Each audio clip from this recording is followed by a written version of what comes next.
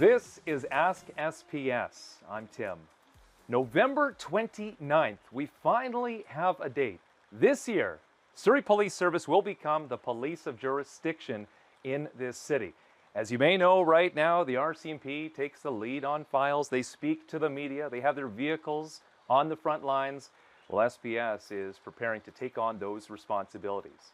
And today we're talking about the transition from two members who have been here since the early stages. They were among the first 50 officers deployed by SPS.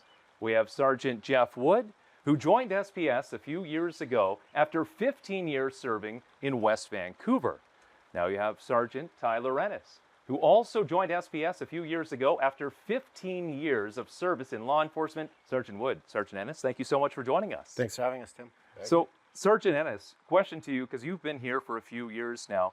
Politics aside, what has this transition been like, and what is it like to see SPS, your organization, grow over the years? Yeah, it's been pretty exciting. The reason I came to SPS was I thought it'd be basically the opportunity of a lifetime to build a brand new police force and also make a police force that's custom built for Surrey. We know that municipal service as well, a municipal service looks to be local, and it comes to even the crest on what you see here. There's a local touch to it, but perhaps nothing is more local, doesn't matter RCMP or SPS, than living in the community. And Sergeant Wood, you actually call Surrey home. So I want to talk about that. What's it like policing in your own city? Well, first off, I've been here for about 15 years, and I'm a Cloverdale resident.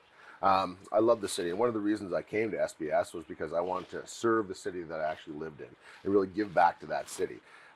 We're fortunate. We've had a really good collaborative relationship with the RCMP, all the folks that are on the ground. We've been really excited to work with them, and it's actually worked quite well. But for us, we continue to move forward. We're looking forward through the November 29th. You're working on the front lines, and right now it's about 50-50 more or less whether a Mountie or SPS officer responds to a call on the front lines. It wasn't like that when you started, but what would you say to new recruits who are coming on, working in this environment where some are wearing your colors and some are not? The people that will be coming in now are fortunate. They're coming into a family, they're coming into an environment that's already set in place, that has a strong union, that has a strong management team, that also has strong sergeants and staff sergeants and duty officers that are there to support them. And of course, not just on our side of the house, but also on the RCMP side of the house as well. So really, it's more of a comforting environment where they can come in and learn and have that big city feel. So what exactly are you two doing on the front lines? And we'll start with you, Sergeant Ennis. I'm a patrol supervisor. I work in the Guildford area, and I supervise several constables who are basically your police officers that go call to call. Sergeant Wood? Same as Tyler. I'm a District 4, or what we call Cloverdale sergeant as well. I have an RCMP counterpart as well, and we basically oversee all of the constables on the SPS and the RCMP side, from Highway 10 all the way up to Port Kells as well. So it could be any of the calls that we have for a break-in or in progress, to a theft from auto, to anything that our general duty that we'll engage with. And then we also work, once we have a file, work with that file, and then we work with the different sections within the RCMP so that that file can go forward towards trial.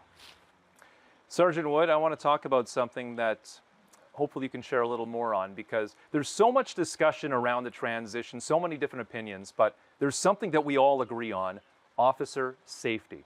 And so last year, Sergeant Wood, you were involved in a serious incident, suffered an injury, and you don't necessarily have to talk about what exactly happened, but I'm curious to ask, what has it been like recovering within SPS and the support that you've received from the organization?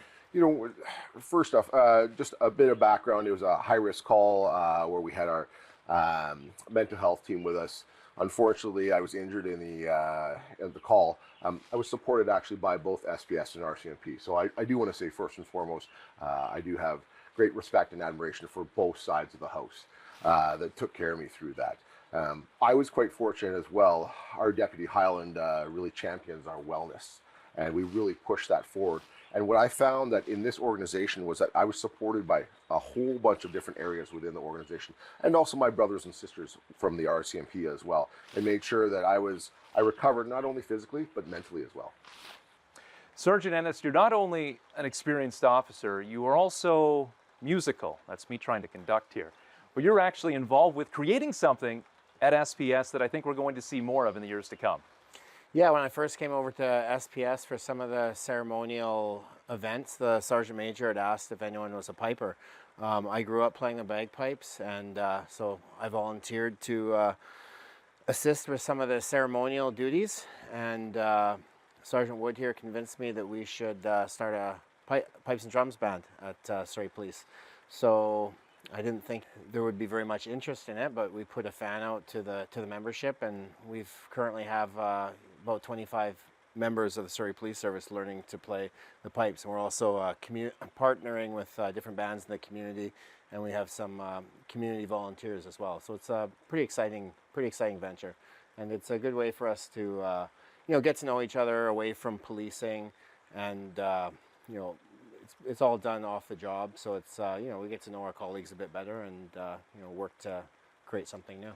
I can imagine as SPS grows, then the pipes and drums could potentially grow as well. So yeah, absolutely. We'll be looking for that in the years to come. I did want to talk about recruiting because SPS will be growing. And so I've personally heard from a few potential applicants who say, well, I consider Surrey, but I think they might be too new. So Sergeant Wood, I want to talk about that, maybe the advantages of being a new police service that can build from the ground up. Yeah, but we're actually quite fortunate. We have a myriad of people from all across Canada that have come in.